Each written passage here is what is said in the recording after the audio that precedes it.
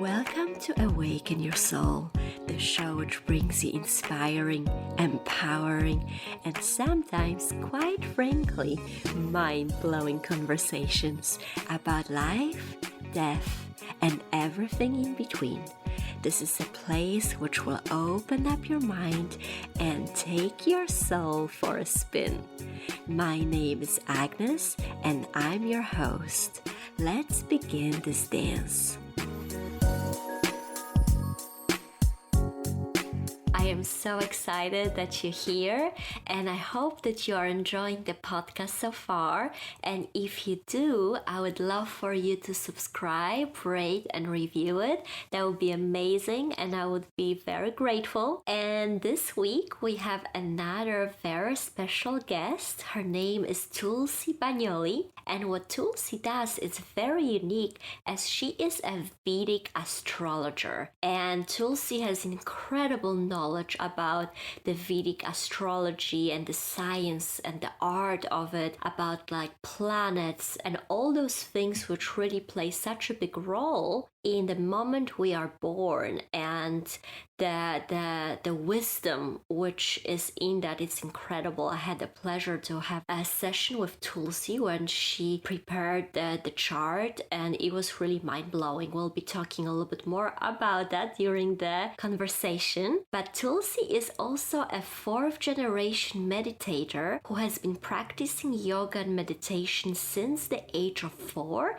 and teaching it throughout the United States and India. She's very passionate about the practice of living yoga and helping people awaken to untapped energy that flows within us. And I have to say that what I loved about Tulsi is that she's so passionate with her art and all her knowledge to really help people, but also I could tell that she's living what she's teaching. And when we met in one of my favorite places in LA. It was in Topanga Canyon, and it was so beautiful. We're sitting in a cafe outside and with the backdrop of the mountains and the trees, and I just felt like Tulsi just blended with nature. Like she's so connected to the earth and the planets, and just absolutely incredible. So I'm very excited for this conversation. I think it can be very, very insightful, and I can't wait to dive in. So let's get started. I'm so excited, Tulsi, that you're here with me on this podcast episode. Welcome. And I have to tell you that the very first time we met, like right away, I had this thought in my head. Even though I didn't have the podcast yet, I was like, okay, I have to have Tulsi as my guest on my podcast. So I'm so happy that we're here. Welcome so much. How are you, Tulsi? How are you doing today? I'm doing so well, thank you, and it's just such an incredible honor to be here with you. Thank you so much.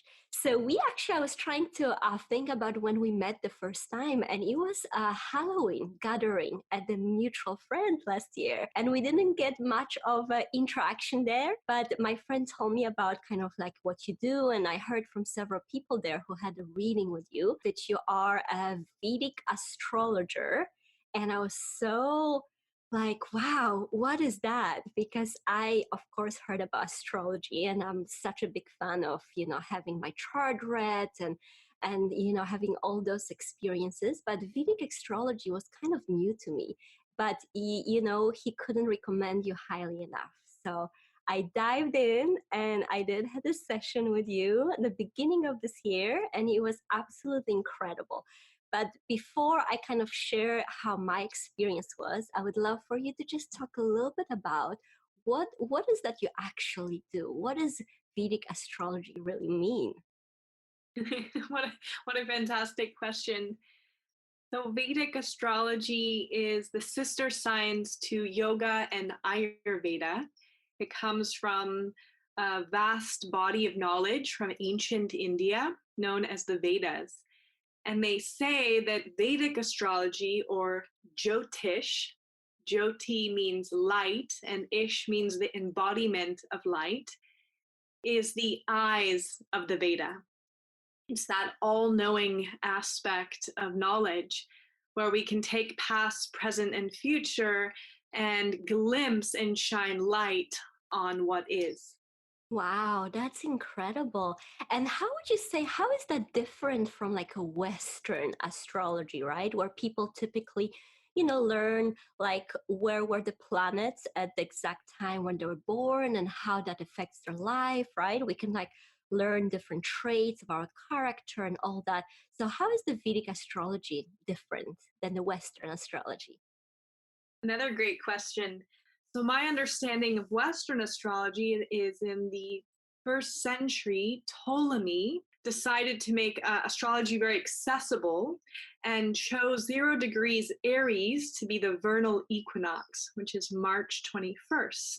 And at the same time, the actual fixed position of the stars in the sky or the constellations was the same degree.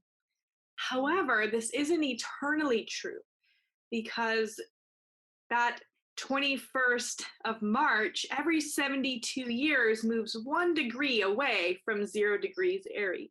So we currently find, we call the ayanamsha, or the gap between the two systems, at about 23 or 24 degrees. And so one of the basic fundamental differences is any planet that's over 23 or 24 degrees, yeah, any planet that's over that stays within that sign. Any planet that's under 23 or 24 degrees actually moves to the sign before. Ah, okay. So there's quite a shift.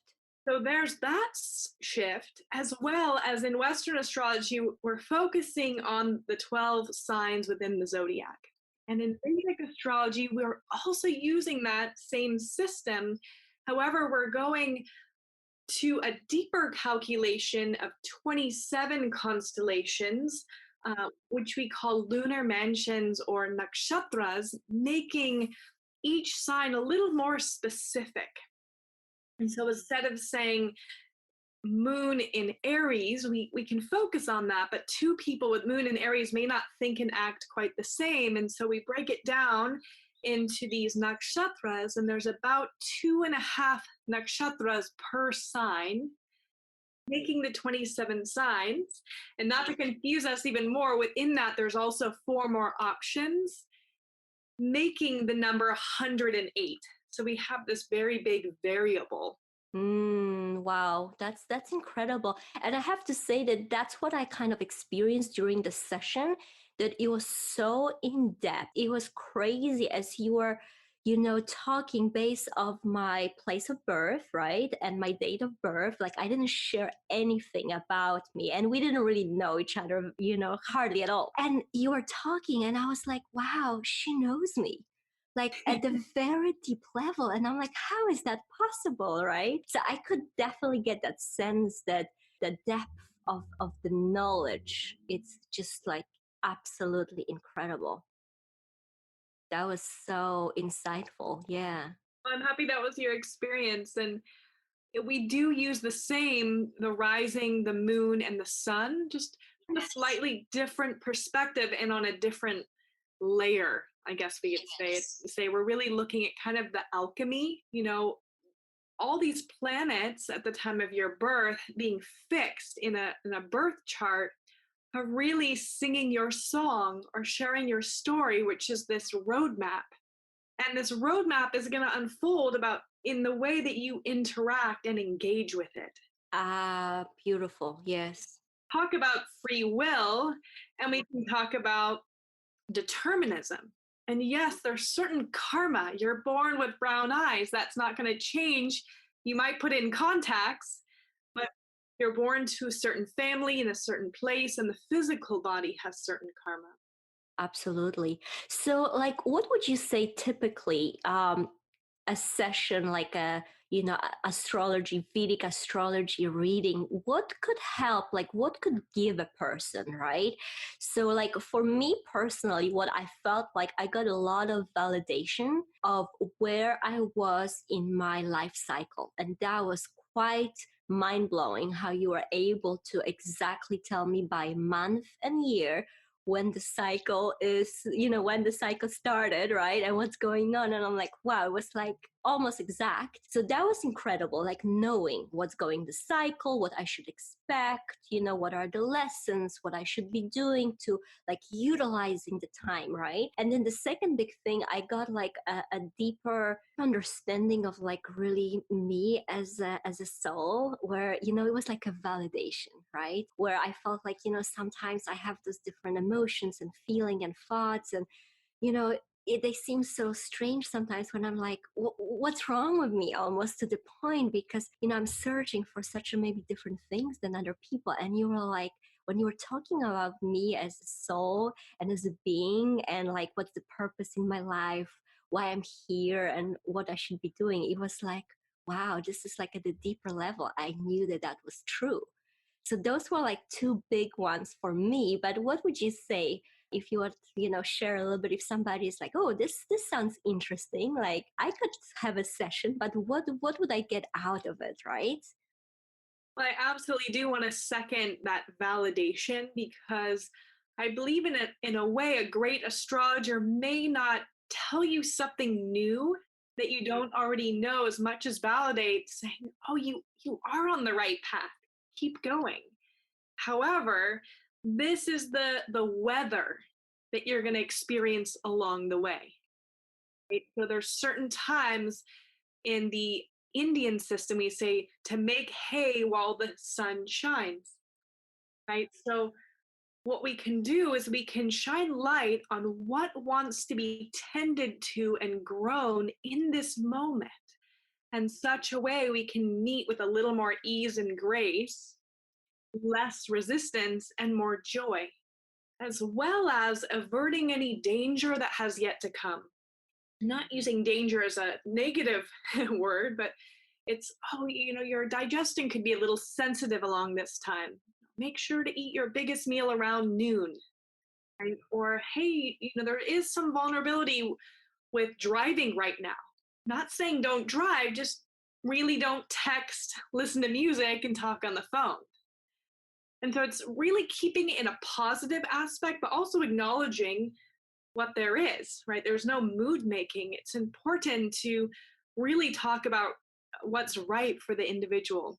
I love that. And I remember when we had the session together, it was kind of in the middle of 2.5 months off, which I took from work. And I kind of felt like, what am I doing? Right. But I felt like called so strongly to take that time off and cancel the trips, not schedule any work trips. And part of me is like, oh, that's crazy. I mean, why am I doing this? But yet that inner voice was telling me, I just need that time. I don't know for what, but I feel like I need to have time for me, whatever that means. And I was in the middle of that time, kind of enjoying myself, but also slightly feeling guilty. And you were exactly one of those huge messages was that, you need to cultivate self-care and self-nurturing.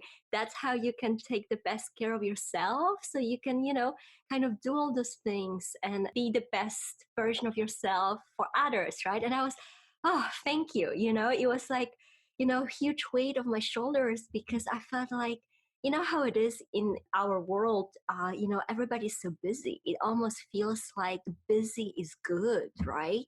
It's good to work 80 hours a week and not have time for anything. And I felt like, I don't know, I just want to wake up, meditate, go for a walk, do yoga and journal, right? So it's easy to feel like, I'm not doing enough, right? Or am I wasting time? So thank you for that beautiful validation. That's exactly what I needed to feel like, okay, this is for me, right? It serves a purpose. I'm really curious about like a little bit of your background, because it's such a, intriguing thing you do in life. If you can just like share a little bit of your story, like how did it all started for you? I'd be delighted to. So I was born into a family of yogis. Both of my parents are meditation teachers. I'm a fourth generation practitioner of Transcendental Meditation. I kind of came out of the womb doing yoga and meditation, and kind of was surrounded in an atmosphere of mantras and yogic lifestyle and a community that really nurtured that. As well as my father is a Vedic astrologer as well. And one of my first memories really is watching him make charts by hand. And he also was one of those first people to have laptops in the 80s since he worked so much internationally and had many clients. But he had these little stamps with each of the symbols of the planets, and he would make the charts, and I would just be so fascinated. And he would always show me the stars and tell me the stories of the constellations and the mythology. So there was truly a seed that was planted at a young age to glimpse beyond this world and look to the cosmos for answers. And my whole life, I was very passionate about it, but probably in college, I was studying Vedic science, which was really the synthesis of yoga and meditation and Vedic philosophy. And so I was in this community of truth seekers. And I don't even know how it started, but people would start asking me, hey, oh, would you look at my chart? You know, we'd get lunch or having coffee, and usually friends, and just word would kind of spread. And I just would just look at so many charts and found myself looking at books and just really learning through experience of, oh, okay, that's what that looks like.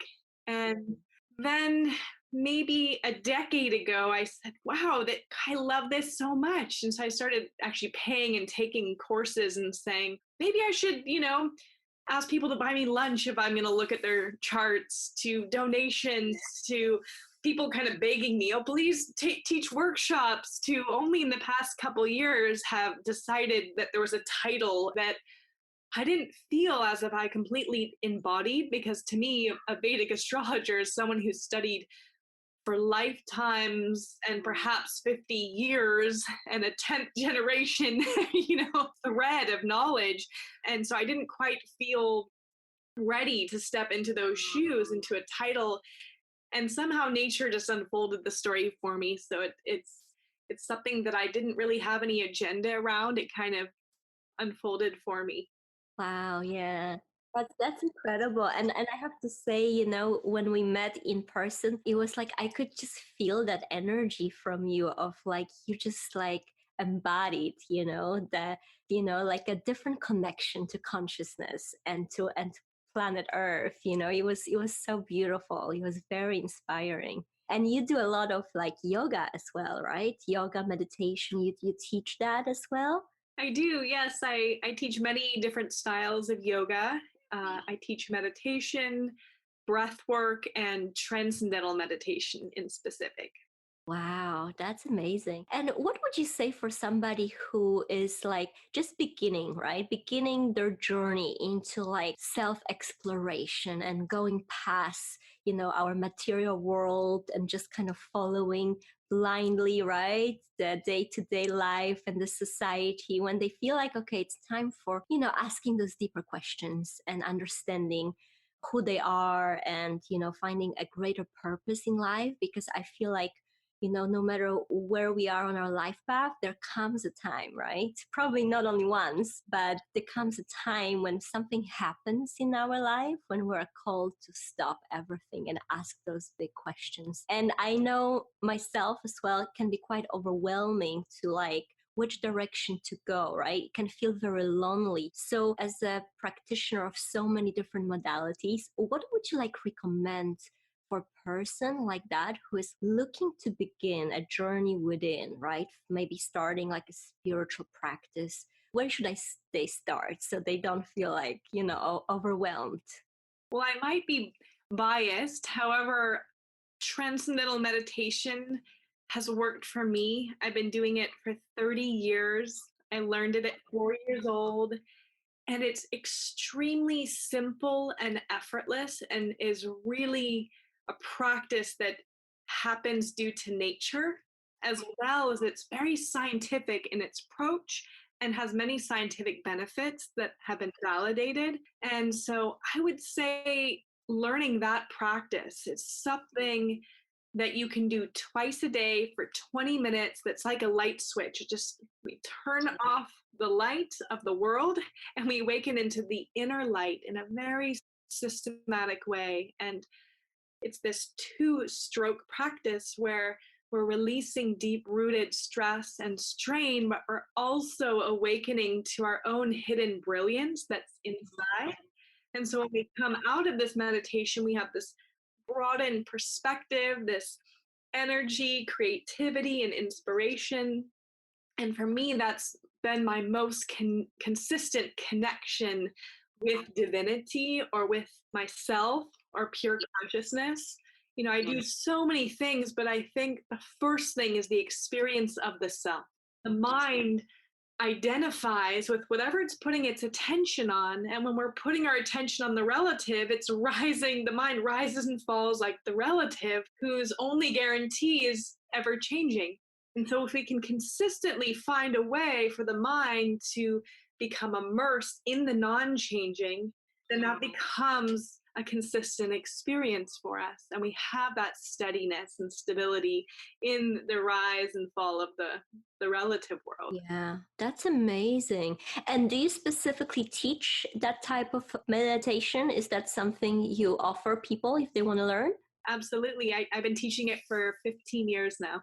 Perfect. So we'll make sure we'll share all your contact info and your website and everything for anybody who would like to, learn more and try that from the self. Because yeah, I think it's like by now everybody heard about the incredible benefits of meditation, right? But at the same time, in an essence, I feel like it's so simple, right? It's that journeying within, and it's really, you can do it anywhere, anytime. But yet, I still feel like there is this mystical veil around it, and you always hear, oh, I can't meditate, or I don't know how. So I love that you're actually sharing that knowledge with people, so people can actually learn and get empowered. And that's one of the things, which meditation, breathwork, and those modalities are so amazing, because it's like the answers are inside you, right? Absolutely. Yeah, that's amazing. Great. I want to talk a little bit about karma, because you briefly touched on karma, and that's another thing. It's like we often say, oh, this must be my karma, right? I've been in a car accident the third time this month, or whatever it is. So we use that word a lot, but what does that really mean, and how we can get more empowered by understanding what karma is, and not feeling like we're just a victim to maybe what we did in a past life, if we believe in that, right? Yeah, so if we hypothetically get on a page that we do believe in reincarnation, Yes. we could say that all of our thought, speech, and action is in this accumulated mountain of karma called sunchit karma. We couldn't incarnate with all of that karma, or else we wouldn't last very long, right? Life would be overwhelming, because karma is as we sow, so shall we reap. So whether it's good or bad, and karma is really beyond good and bad, it would just be overwhelming to experience all of our past karmas in one lifetime. Yes, that makes sense. So with Vedic astrology in specific, right? Vedic astrology brings this validation, verification, and permission to come as we are, right? And so this blueprint, or the birth chart, is the sum total of all the karma from this mountain of karma that's become ripe for us to experience in this life. Yes. This is called the prarabdha karma. It's as if this life is a journey, and the birth chart is that suitcase of karmas we've taken along for this ride. Yes. They say whether we live just in the womb, we take a breath, only one breath, or live 120 years, which is this life cycle span that they say is the human capacity that we're here to exhaust. Yes. We play out all of those karmas in our birth chart. However, again, it's beyond good and bad. And so we can play it out from the lower end, from the higher end. We can play it out with joy, with focus, with struggle. And so this is where free will comes in. They say we're born with about 80% bound by these physical planets, by these karmas. And that 20% is this free will. But as we align with divinity, as we transcend and tap into our spiritual practices, we begin to learn how to exercise that free will. And so as we evolve, they say in enlightenment, that cliche, enlightenment, where that we have about 80% free will, but since we have a body, we still have about 20% bound by that chart. And this isn't the final word. This is if we're just playing along with this philosophy, as some idea, some explanation. And so as we exercise our free will, we can take something that is two-sided and play out the very high level of that karma. I remember when I was a kid seeing my dad look at someone's chart who was a relative, and she was this brilliant woman. I would just look up to her just in awe. Anything she touched, she would master, from mathematics to sports to dancing to singing. I mean, everything. And he said that when she grows up, she'll either be the first woman president of the US or an axe murderer. And not that she's really going to be an axe murderer, but that the contrast, she's given this allotment, and what is she going to do with that? And so the greatness that we have inside, we get to choose how to exercise that, how to turn a bunch of notes into a melody and a song that's inexperienced as our life. And so we have this karma of this birth chart that's bound, but then we have Kriyaman karma, which is the motions of the planets as they're interacting with us in this very moment. We just have the new moon, and the new moon sets the flavor for the month to come. So as we have this cycle that everyone's experiencing, and then the individual experience, it's all interacting and starting to weave together a more complete story. Wow. That's so beautiful. I feel like that is so empowering, that we know that we get those seeds, and how we nurture them and how we water them, right? We have that free will, what we're gonna make out of our life. That's just incredible. And with the cycle of the moon, I was listening to our session and I wrote this quote, which seems so poetic, but he kind of just touched on that and I love it. And you said that the most consistent thing in your life is the ever changing cycle of the moon. And it's just so beautiful. And you gave me that advice to kind of journal how I feel starting, at maybe a new moon, right? The cycle that I will notice that I will feel very similar in the following months, to kind of learn how I feel in regards to that cycle. So I thought that was such a great practical advice. And I'm on my second month journaling that, so I need a little more data, right? But that was incredible. So would you advise that to people in general, so they kind of like get more in tune with how they resonate with the cycle of the moon? Well, so that's a brilliant question. And that's where some things can be not generic, but, taken for everyone. Like, for instance, the flavors of this new moon has a certain flavor that's true for everyone, even though we're experiencing it through a different lens. However, that piece of wisdom that I shared with you is very specific for you. Ah, And so okay. I'm very impressed that you've taken it to heart, and that I did. you're noticing and you're analyzing and you're synthesizing this experience. Yes, great. Yeah, I just love that quote or that saying you said. Is just so beautiful. I love that. So thank you for that. So Tulsi, tell me, because you do so many things, right? So if people would want to work with you and get more guidance on several things, like where they can like find you on the internet, and what are the offerings? And you are in Topanga Canyon, right, which is close to Malibu. But if they're not in LA, like what options do they have to kind of get in touch with you, to kind of get a piece of your wisdom? Thank you for that. So my website, and I can give you links to add into your podcast, is tulsibagnoli.com.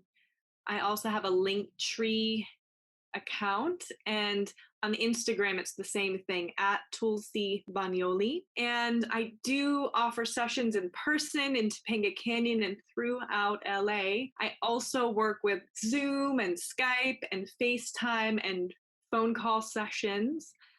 Specifically during this time that we're currently amidst. And I offer my main offering is Vedic Astrology consultations. I do 1 and 1.5 hour consultations. I also do compatibility readings as well as follow-up sessions. Sometimes people may just want to listen and may not take notes, or they want to review their notes, or they complete a cycle or find their way into a crossroad and they want to just do a half-hour follow-up. I do follow-up sessions as well as I do private and group meditation, yoga, and breathwork sessions. And I write all about those specifically on my website. Wow, that's absolutely amazing. So you offer so many beautiful modalities, and I have to say that's just, yeah, I love them. Through the years, I kind of got introduced to some of them, and they just make such a huge difference in your life. And so I'm so grateful, that you're offering those to people. And what would you say when people come to you for a session, like going back to the Vedic astrology session, what do they like ask for? Are they more interested in like overall, like the purpose of life, or do they have like specific, like how specific answers can they get from a session? Well, answers can be extremely specific. However, it's interesting. Usually, I save questions for the end, and usually there's never a question by the end, because the story, I spend quite a bit of time. I just love research. I love what I do. I'm very passionate about glimpsing into the individual's life and life cycles, and I really want to offer my wisdom in such a way I'm contributing and uplifting everyone involved in that person's life.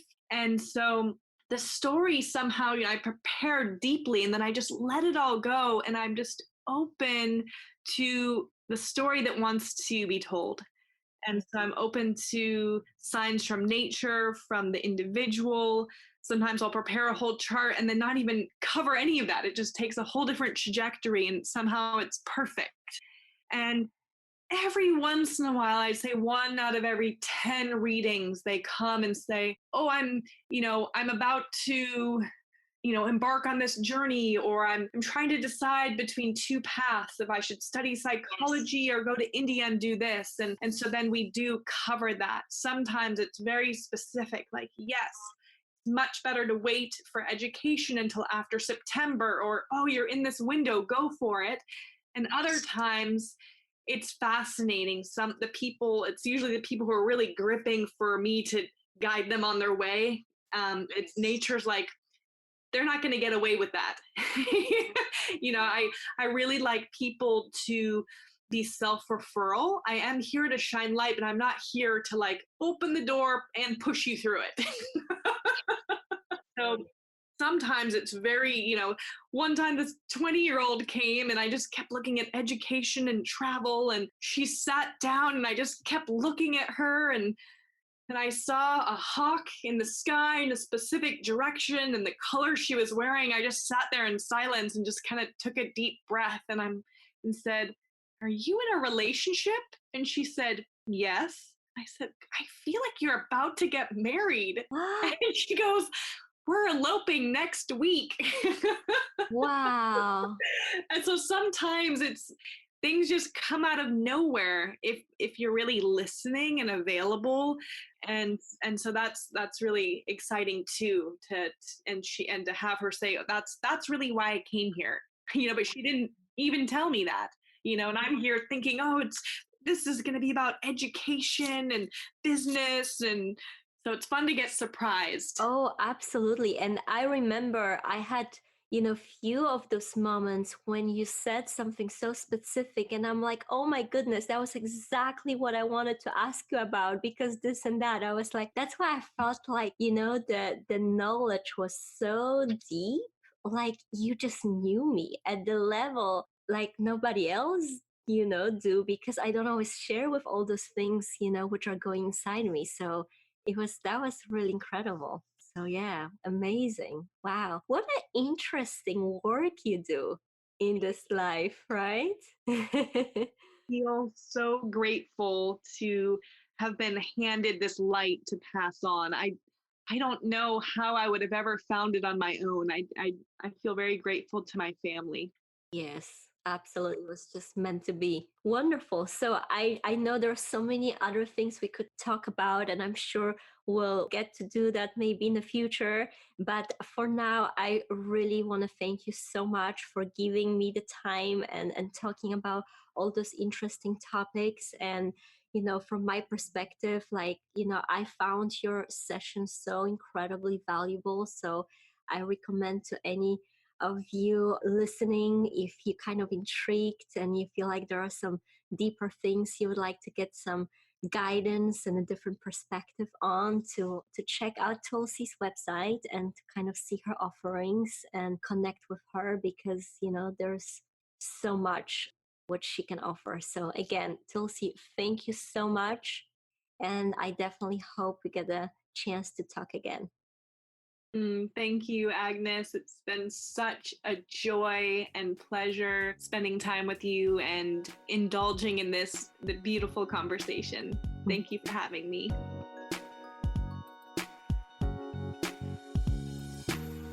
Thanks for listening to Awaken Your Soul. I hope you enjoyed this episode, and I would love for you to subscribe, share it with your friends, or review it. Can't wait to connect next time. And in the meantime, you can check my website at lifewithagnes.com.